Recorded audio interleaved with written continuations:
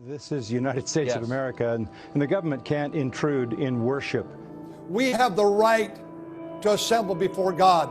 Not only do we have a constitutional right, we have a biblical command. Driving around, you'll see lots of signs canceling church services or moving to an online format. We have a First Amendment right to worship. Has it ever been more evident that we have a serious conflict at the intersection of church and government?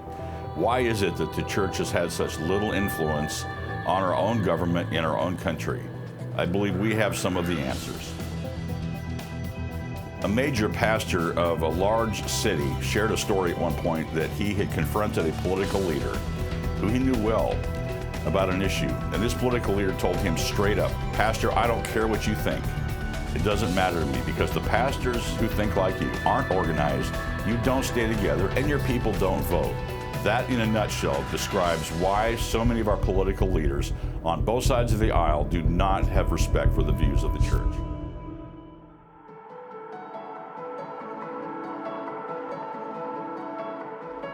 That political leader was largely right and had reason to have that disrespect, because our voices have been silent. In 2003, we started the Houston Area Pastor Council to address that issue, to organize pastors across racial and denominational lines, to bring a united biblical voice to social, cultural, moral, and public policy issues of the day. And over the 17 years, God has blessed this team and used it across the world even to have a critical impact in raising the light of Christ and the word of truth in taking on these major issues.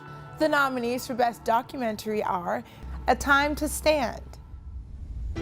As followers of Jesus Christ, we simply cannot separate our role as citizens of this earth from our role as citizens in heaven. And to do so is to deny our very faith. So what we are saying as pastors to other pastors across this country is it's not politics, it's ministry. There's really no separation of church and state. We need to be involved in our local politics and our national politics. Pastors are called to speak truth to power. Standing together next to each other, we can make all the difference. It'll still be one voice, but it'll be a louder voice, it'll be a stronger voice, and it'll be a voice that can bring change that is needed now.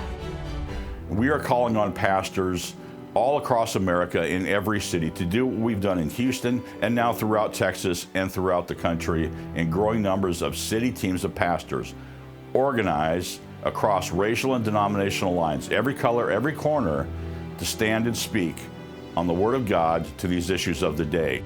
Pastors, to learn how to form a local pastor council or state pastor council, go to uspastorcouncil.org.